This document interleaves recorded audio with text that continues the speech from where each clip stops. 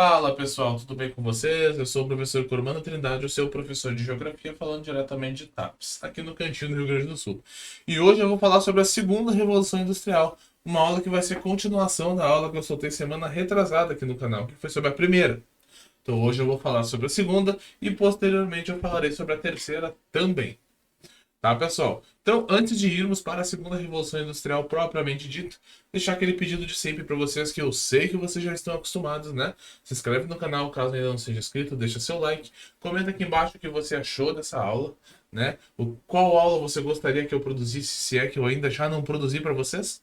Então, comenta aqui embaixo, eu estarei lendo e respondendo todos os comentários na medida do possível, né? E ativa o sininho das notificações para você ser notificado sempre que eu soltar mais uma aula de geografia.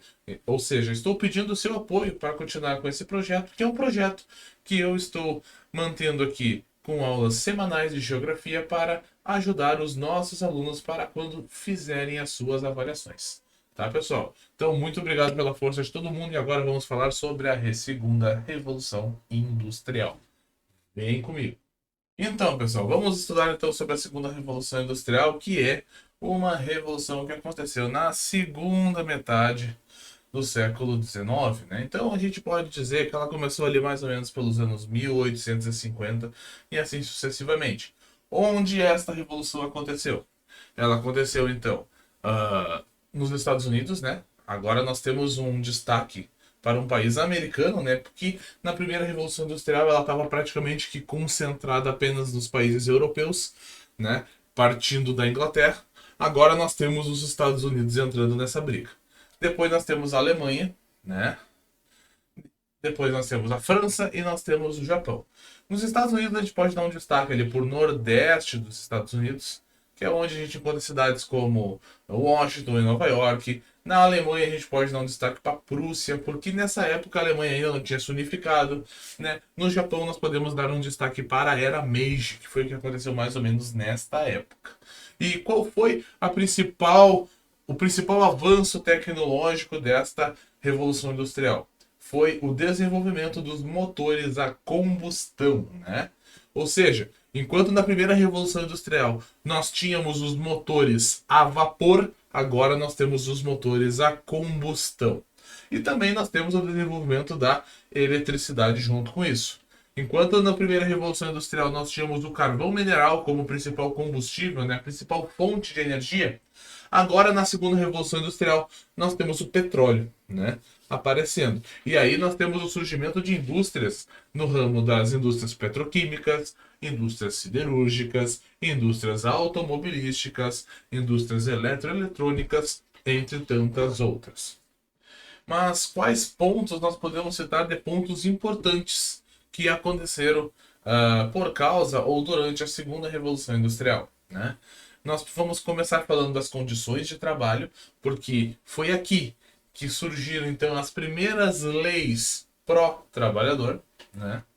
Nos modelos de produção, a gente podemos identificar então o surgimento das linhas de montagem, né? Que nós temos ali o Frederick Taylor trazendo o seu Taylorismo, né? Para a sua administração das empresas. Seguido dele, nós temos o Henry Ford com o seu Fordismo, ou seja, o criador das indústrias Ford, né? Que é aquela marca de carro que vocês conhecem, né?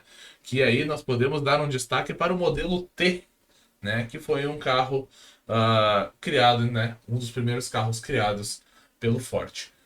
Depois disso, nós temos o avanço no sistema de transporte, porque principalmente com o surgimento e com a produção em massa que era produzida, né, no modelo de produção fordista, nós temos um surgimento e um aparecimento de muitos, né, veículos, né, muitos veículos automotores, né, e ou seja, isso vai nos trazer então um desenvolvimento das rodovias e junto com elas um desenvolvimento das ferrovias, um surgimento dos carros. Então tudo isso é uma evolução que partiu a partir da segunda revolução industrial.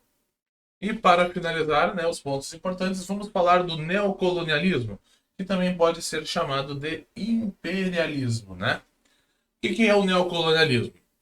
É uma segunda colonização feita pelos países europeus. Dessa vez, os países, né, europeus que colonizaram, por exemplo, aqui o Brasil, né, os países da América que foram colonizados pelos países europeus, agora resolveram atingir novos territórios, né, uma política de expansão territorial, aonde o poder europeu era imposto em outros continentes, principalmente na África. Enquanto lá nos anos 1500 os europeus estavam chegando aqui no Brasil, agora no neocolonialismo eles estavam chegando na África para, entre aspas, colonizar aquele continente, expandir o seu poder, né? Ou seja, eles tinham uma nova política de expansão territorial.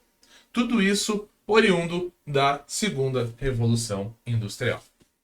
Tudo bem, pessoal? Espero que você tenha gostado, espero que você tenha entendido uma aulinha simples, rápida, né?